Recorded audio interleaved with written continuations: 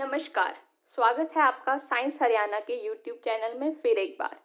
आज हम डिस्कस करेंगे सैट एग्ज़ाम के लिए केमिस्ट्री के कुछ क्वेश्चंस। सबसे पहले हम इनऑर्गेनिक में पी ब्लॉक के ग्रुप 13 के कुछ क्वेश्चंस डिस्कस करेंगे। तो सबसे पहले ग्रुप 13 के मेंबर्स देख लेते हैं, जो कि हैं बोरोन, एल्यूमिनियम, गैलियम, इंडियम और थैलियम। तो चलिए कुछ क्वेश्चंस देख लेते हैं। तो पहला क्वेश्चन है, boron does not form B3 positive ions because जो बोरोन है ये B3 पॉजिटिव क्यों नहीं बनाता। तो इसका सबसे पहला तो रीजन है कि इसका साइज बहुत छोटा है। इसकी कॉन्फ़िगरेशन देखिए, इसका एटॉमिक नंबर 5 है, तो इसकी जो कॉन्फ़िगरेशन है वो है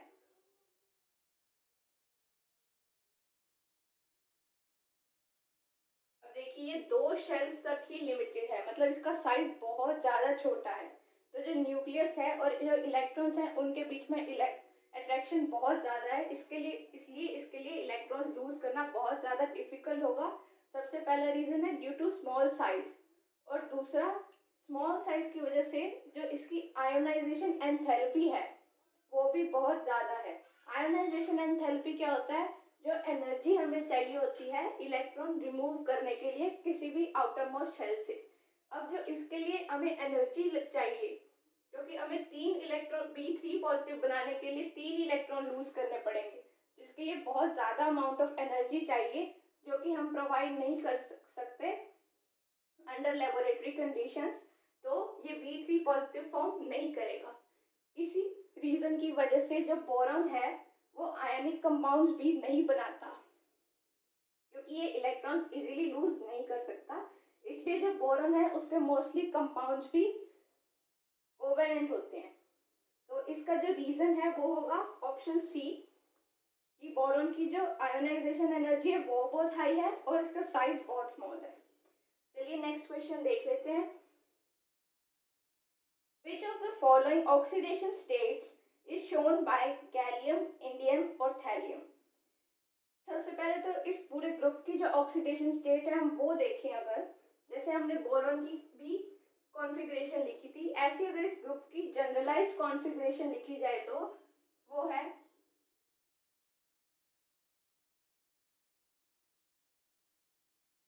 क्योंकि ये ग्रुप 13 है तो इन सबके आउटर मोस्ट शेल में 3 इलेक्ट्रॉन्स होते हैं, जिसमें 2 S में और 1 P में। तो इसकी ये जनरलाइज्ड कॉन्फ़िगरेशन है NH2NP1, और तो इसी वजह से इसकी जो ग्रुप ऑक्सीडेशन स्टेट है वो हम लिखते हैं +3। जो ग्रुप ऑक्सीडेशन स्टेट मतलब जो इसके आउटर मोस्ट शेल में इलेक्ट्रॉन्स प्रेजेंट है वो इसकी ग्रुप ऑक्सीडेशन स्टेट होती है +3। अब जैसे हम डाउन द ग्रुप मूव करते हैं तो यहाँ पे हमें एक चीज देखने को मिलती है कि जो गैलियम, इंडियम और थैलियम है वो +3 के अलावा +1 ऑक्सीडेशन स्टेट भी शो करते हैं। इसका रीजन क्या है? इसका रीजन है इनर्ट पेयर इफेक्ट। जैसे हम यहाँ मूव करते हैं, यहाँ से यहाँ मूव करते हैं डाउन द ग्रुप, तो जो इंडियम और थैलियम है इनमें जो डी और एफ सबशेल्स आ जाते हैं। जो डी और एफ सबशेल्स हैं उनका स्क्रीनिंग इफेक्ट इनका इतना पुअर होता है कि वो जो इस एस इलेक्ट्रॉन है ना, मतलब इस पूरे ग्रुप में इनकी बात करें अगर, तो इसके जो एस इलेक्ट्रॉन्स हैं उसको स्क्रीन नहीं कर पाते जो डी और एफ सबशेल्स हैं।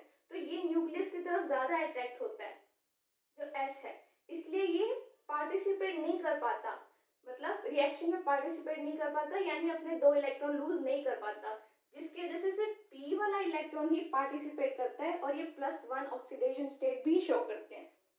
तो इसका आंसर होगा कि जो गैलियम, इंडियम और थैलियम है वो इनर्ट पेयर इफेक्ट की वजह से +1 ऑक्सीडेशन स्टेट भी शो करते हैं, और जो +3 है वो तो ग्रुप ऑक्सीडेशन स्टेट है, मतलब पूरा ग्रुप ही शो करता है। तो इसलिए इसका आंसर होगा कि +1 एज वेल एज +3, मतलब ये दोनों ऑक्सीडेशन स्टेट शो कर सकते हैं, गैलियम, इंडियम और थैलियम। तो अगले क्वेश्चन की तरफ बढ़े तो अगले क्वेश्चन में रिएक्शन है कि बोरॉन को अगर ऑक्सीजन के साथ रिएक्ट करें तो क्या प्रोडक्ट बनेगा।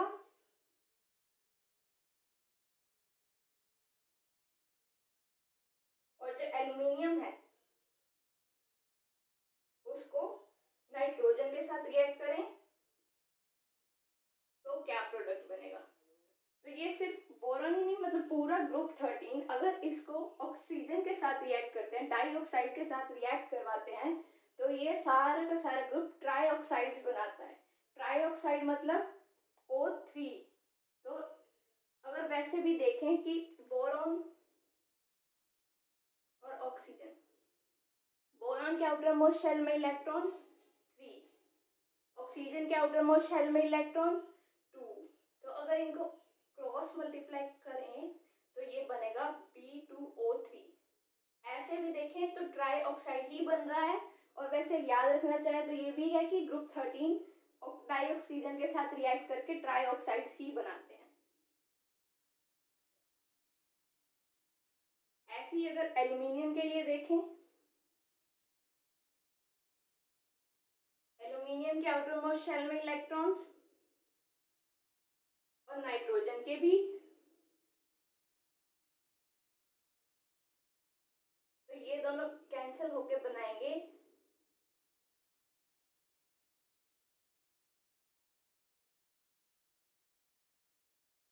वैसे आप याद भी रखना चाहें तो ग्रुप 13 जो है वो डाई नाइट्रोजन के साथ रिएक्ट करके नाइट्राइड ही बनाता है।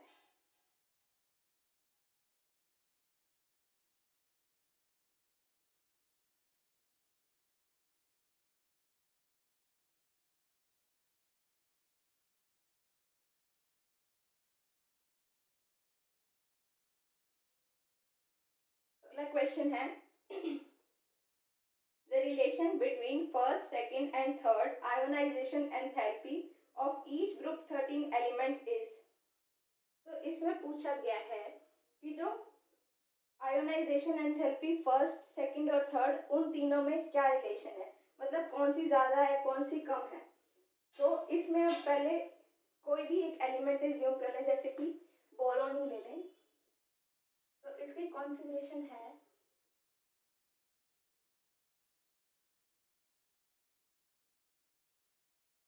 आयोनाइजेशन एनर्जी क्या होती है, जो एनर्जी हमें इलेक्ट्रॉन को रिमूव करने के लिए चाहिए। तो जो पहली आयोनाइजेशन एनर्जी है, मतलब जो आउटर मोस्ट में से रिमूव करने के लिए है, तो P एक तो सबसे आउटर मोस्ट शेल का इलेक्ट्रॉन है, तो इसका डिस्टेंस भी न्यूक्लियस से ज़्यादा होगा, तो इसकी अट्रैक्शन न्यूक्लियस से सबसे कम होगी। तो जाहिर सी बात है कि पहली जो आयोनाइजेशन एनर्जी है वो सबसे कम है। ठीक है, अब सेकेंड आयोनाइजेशन एनर्जी देखें तो वो है कि इस जो अब इसको तो हमने रिमूव कर दिया, अब सेकेंड आयोनाइजेशन एनर्जी मतलब अब जो आउटर मोस्ट शेल है वो ये है और इसमें से एक इलेक्ट्रॉन लूज करना है हमें। तो वो जाहिर सी बात है कि इस वाले से ज़्यादा ही होगी, क्योंकि अब ये क्लोज आ गया है और न्यूक्लियस के, तो इसके और न्यूक्लियस के बीच में अट्रैक्शन भी ज़्यादा होगा, तो इसलिए इसको निकालना और भी मुश्किल होगा।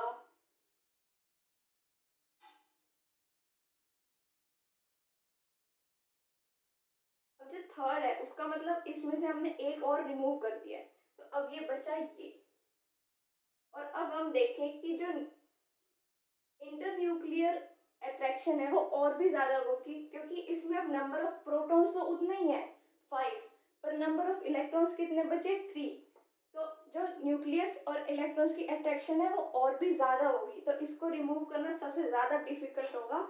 इसलिए जो थर्ड आयोनाइजेशन एनर्जी है वो सबसे ज़्यादा लगेगी, मतलब इसको रिमूव करने के लिए सबसे ज़्यादा एनर्जी देनी पड़ेगी।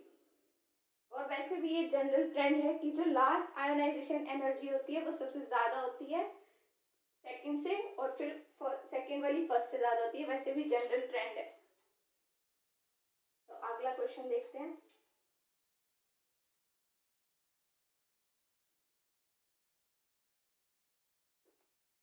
अगला क्वेश्चन सिर्फ मेमोरी बेस्ड है कि which of the following is not a correct use of boron fibres.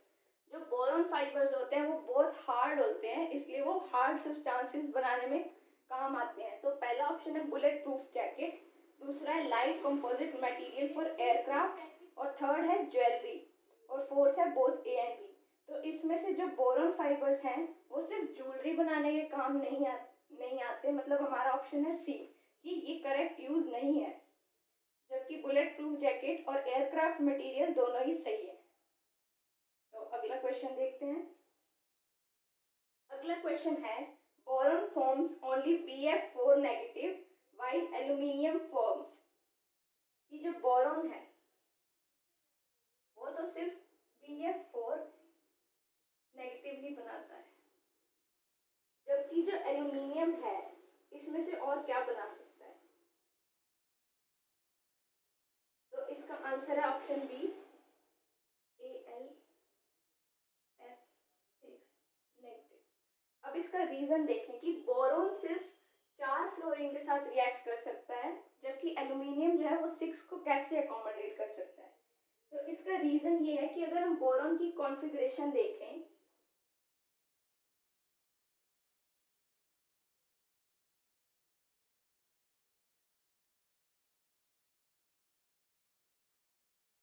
और एल्यूमिनियम की कॉन्फ़िगरेशन देखें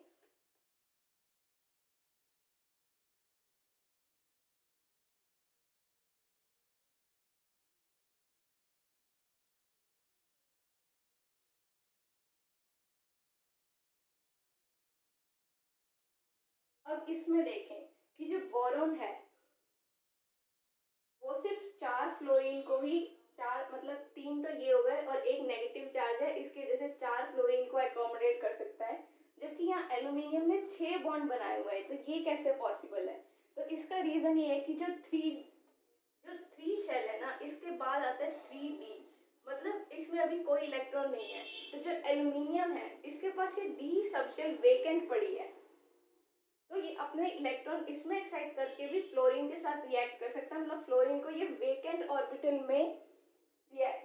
ऑर्बिटल से एकोमोडेट कर सकता है। और साथ में जो फ्लोरीन है इसका साइज भी स्मॉल है, तो ये इजीली इसके साथ रिएक्ट कर सकता है। तो इसका मेन रीजन यही है कि जो 2 सबशेल है इसके बाद 2D तो नहीं आता, हम सीधा 3S लिखते हैं, क्योंकि 2 जो सेकंड शेल है इसके पास D ऑर्बिटल नहीं होता। जो D ऑर्बिटल है वो थर्ड शेल से ही स्टार्ट होता है, तो इसके पास वेकेंट D ऑर्बिटल नहीं है, जबकि इसके पास वेकेंट 3D पड़ा है जिसमें ये और इलेक्ट्रॉन्स एकोमोडेट कर सकता है और फ्लोरीन के साथ रिएक्ट कर सकता है।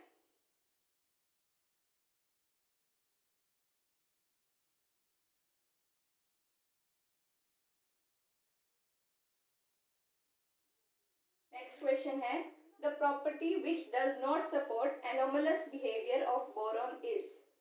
तो जो एनोमलस बिहेवियर है मतलब जितने भी ग्रुप्स हैं उनके जो फर्स्ट एलिमेंट है वो बाकी, एनोमलस का मतलब होता है डिफरेंट, तो वो बाकी के ग्रुप से कुछ डिफरेंट प्रॉपर्टीज शो करते हैं, जिसमें से पहली होती है स्मॉल साइज,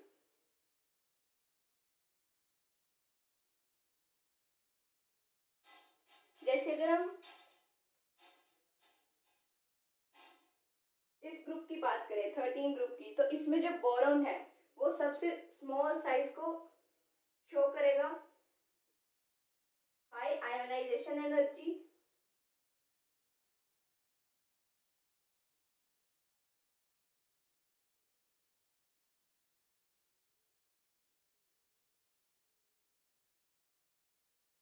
और थर्ड है हाई इलेक्ट्रोनेगेटिविटी। हाई इलेक्ट्रोनेगेटिविटी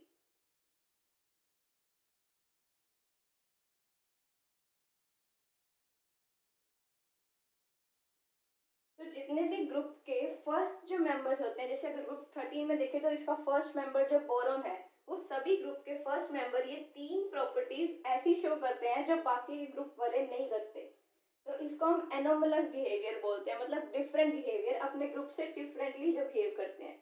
इनके अलावा कोई भी प्रॉपर्टी एनोमलस बिहेवियर में नहीं आती। तो इसमें से ऑप्शन फर्स्ट ही है कि फॉर्मेशन ऑफ ट्राइहेलाइड्स, बाकी तीनों ऑप्शंस तो यही हैं, और पहला ऑप्शन है फॉर्मेशन ऑफ ट्राइहेलाइड्स। और ये वैसे भी एनोमलस बिहेवियर मतलब डिफरेंट बिहेवियर नहीं है, क्योंकि बाकी के जो ग्रुप 13 के मेंबर्स हैं वो भी ट्राइहेलाइड्स बनाते हैं, जैसे एल्यूमिनियम है वो भी AlCl3 बनाते हैं, तो ट्राइहेलाइड्स तो सारे ही ग्रुप 13 के मेंबर्स बनाते हैं, तो वो कोई डिफरेंट प्रॉपर्टी नहीं है। अगला देखें,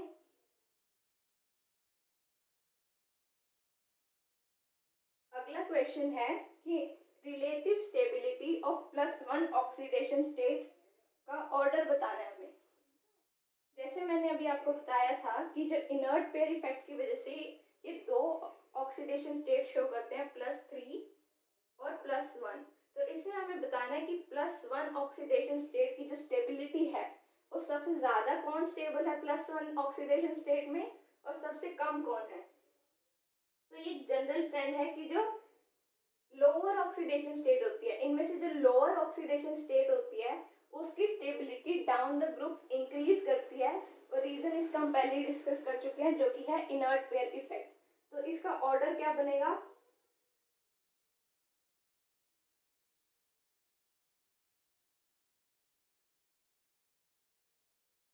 ग्रुप में नीचे जो जो सबसे नीचे होगा ग्रुप में उसकी लोअर ऑक्सीडेशन स्टेट की स्टेबिलिटी सबसे ज्यादा होगी, तो इसकी सबसे ज्यादा, इसकी सबसे उससे कम, इसकी उससे कम। तो ये ऑर्डर होगा स्टेबिलिटी का। तो ग्रुप 13 के क्वेश्चंस खत्म हुए। अब हम डिस्कस करेंगे ग्रुप 14 के कुछ questions.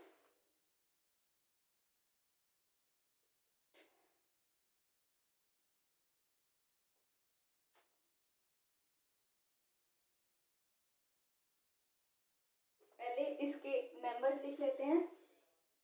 Carbon, silicon, germanium, tin और लेड, ये हैं ग्रुप 14 के मेंबर्स। तो सबसे पहला क्वेश्चन देख लेते हैं कि इसमें से कार्बन का कौन सा आइसोटॉप जो है वो रेडियो कार्बन डेटिंग के काम आता है। तो ये तो मेमोरी बेस्ड क्वेश्चन ही है कि जो C614 जो है, रेडियो कार्बन डेटिंग क्या होती है, मतलब जो पुराने फॉसिल्स हैं वो कितने ओल्ड हैं उनकी एज पता करने के लिए हम ये कार्बन का आइसोटॉप यूज करते हैं। अगला क्वेश्चन है valence shell configuration of group 14 elements ही इज।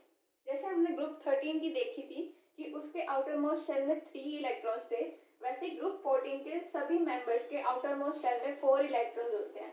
तो इसको अगर हम जनरलाइज वे में लिखें तो 2 इलेक्ट्रॉन s में और 2 इलेक्ट्रॉन p में और n कोई भी शेल हो सकती है, 1 2 3 4 कोई भी। तो ये इनकी जनरल वैलेंस शेल कॉन्फ़िगरेशन होती है पूरे ग्रुप की, ग्रुप 14। अगला क्वेश्चन है the tendency of germanium, tin and lead to show +2 oxidation state increases in the sequence. अब जैसे पिछले ग्रुप में हमने देखा था कि +3 के साथ +1 ऑक्सीडेशन स्टेट की जो है वो नीचे वाले मेंबर्स शो कर रहे थे, वैसे उसी तरह इस ग्रुप में जो +4 है उसके साथ साथ +2 ऑक्सीडेशन स्टेट भी शो करते हैं ये लास्ट 3 मेंबर्स। और स्टेबिलिटी का ऑर्डर भी वही है कि जैसे जैसे डाउन द ग्रुप मूव करते हैं तो जो लोअर ऑक्सीडेशन स्टेट है उसकी stability down the group increase होती है due to inert pair effect. तो इसका ऑर्डर भी वैसे ही बनेगा, लेड की सबसे ज्यादा होगी, उसके बाद टिन, उसके बाद जर्मेनियम, +2 ऑक्सीडेशन स्टेट के लिए।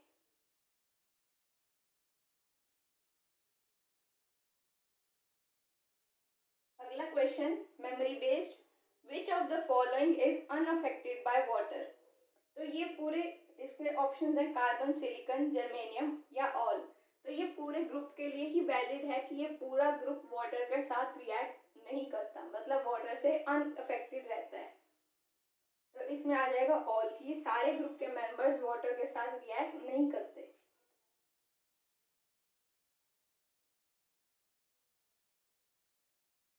अगला क्वेश्चन है which of the following does not exist. इनमें से कौन सा कंपाउंड एग्जिस्ट ही नहीं करता। तो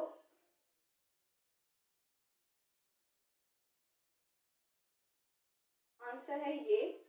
बाकी ऑप्शंस देखें तो PbF4, CCl4, CbR4 सब एग्जिस्ट करते इसका रीजन क्या है कि ये जो आयोडीन है इसमें, ये क्या है, ये एक ना रिड्यूसिंग एजेंट है, तो ये Pb को +4 की जगह +2 में रिड्यूस कर देता है। और जो लेड है वो क्या है, इसको ऑक्सीडाइज कर देता है, क्योंकि ये ऑक्सीडाइजिंग एजेंट है, तो ये क्या करता है, I4 को I2 में ऑक्सीडाइज कर देता है। अब आयोडीन इतना भी, ये जो I2 बन गया, इसके ऑक्सीडाइज होने की वजह से, इसके ऑक्सीडाइज करने की वजह से जो I2 फॉर्म हुआ है, ये इतना स्ट्रॉन्ग रिड्यूसिंग एजेंट नहीं है कि जो Pb2 बना था इसको रिड्यूस करके Pb में कन्वर्ट कर दे। तो इसीलिए ये कंपाउंड एग्जिस्ट नहीं करता, जबकि इसकी जगह क्या बन जाता है, PbI2 बन जाता है।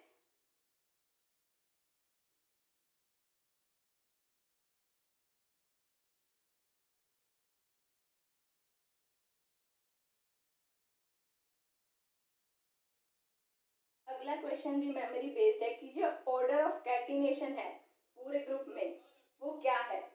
तो कैटिनेशन क्या होता है, कैटिनेशन होता है सेल्फ लिंकिंग प्रॉपर्टी, मतलब कार्बन कार्बन कार्बन कार्बन की कितनी बड़ी चेन बना सकता है। वो तो वैसे भी पूरे पीरियोडिक टेबल में भी सबसे ज्यादा कैटिनेशन की प्रॉपर्टी कार्बन में ही होती है, तो इसकी तो सबसे ज्यादा है। और ये डाउन द ग्रुप भी डिक्रीज करती रहती है, मतलब कार्बन की तो सबसे ज्यादा ही है। उसके बाद है सिलिकॉन, उसके बाद है जर्मेनियम, और जर्मेनियम और जो टिन है उसकी ऑलमोस्ट इक्वली है, तो ये याद रखने के लिए है। वैसे इसका एक रीजन ये भी है कि जैसे जैसे हम डाउन द ग्रुप मूव करते हैं तो वैसे वैसे साइज इंक्रीज होता रहता है और इलेक्ट्रोनेगेटिविटी जो है वो डिक्रीज होती रहती है, इसीलिए कैटिनेशन की टेंडेंसी भी डिक्रीज करती है। अब इन दोनों का साइज भी ऑलमोस्ट सेम है due to inert pair effect, इनका साइज भी ऑलमोस्ट सेम हो जाता है, इसीलिए इनकी कैटिनेशन प्रॉपर्टी भी ऑलमोस्ट सिमिलर है।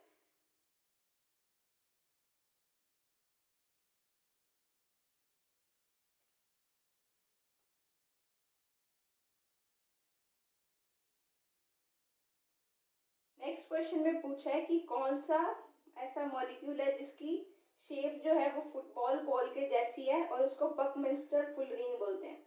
जो बकमिंस्टर फुलरीन है वो कार्बन का एक एलोट्रोप है जिसका फॉर्मूला होता है C60। तो यही है कि ये फुटबॉल की बॉल की तरह दिखाई देता है, क्योंकि इसमें जो है वो 12 5 मेंबर्स रिंग होती हैं और 26 मेंबर्स रिंग होती हैं, जिसकी वजह से इसकी जो शेप बनती है वो फुटबॉल की बॉल की तरह दिखाई देती है कहीं कहीं।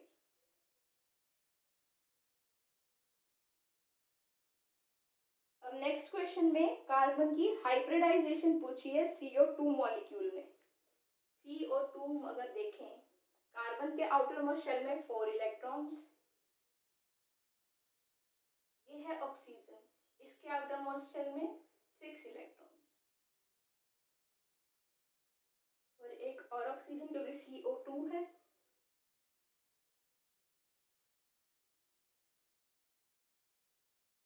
अब कुछ ऐसी चीज की बॉन्डिंग होती है। तो अब जो हाइब्रिडाइजेशन होती है, हाइब्रिडाइजेशन में हम क्या देखते हैं, नंबर ऑफ सिंगल बॉन्ड्स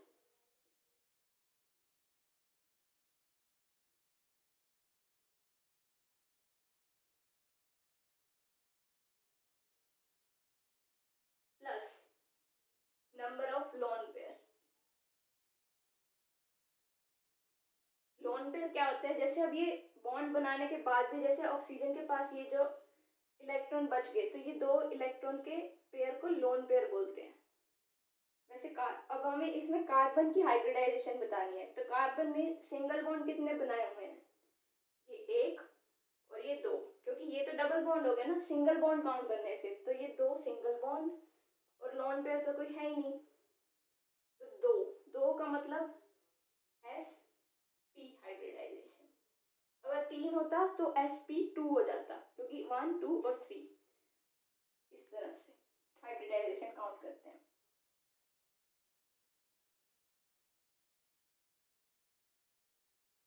तो लास्ट क्वेश्चन है कि जो सिलिकेट्स हैं उनका बेसिक स्ट्रक्चरल यूनिट क्या है। सिलिकेट्स जो लास्ट टॉपिक है एनसीईआरटी का, उसका मतलब बेसिक स्ट्रक्चर यूनिट क्या है, तो वो है SiO4 4 नेगेटिव, जो कुछ इस तरह दिखता है।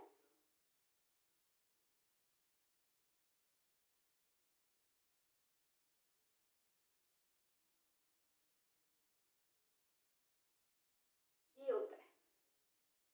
तो यहीं पे क्वेश्चन खत्म होते हैं पी ब्लॉक के। यहाँ तक देखने के लिए थैंक यू। तो प्लीज़ अगर आप इस चैनल पे नए हैं तो सब्सक्राइब करें, वीडियो पसंद आया तो लाइक करें, और कुछ चेंजेस चाहते हैं, कुछ इम्प्रूवमेंट चाहते हैं हमारी तरफ से, तो प्लीज़ कमेंट सेक्शन में ज़रूर बताएं। धन्यवाद, थैंक यू।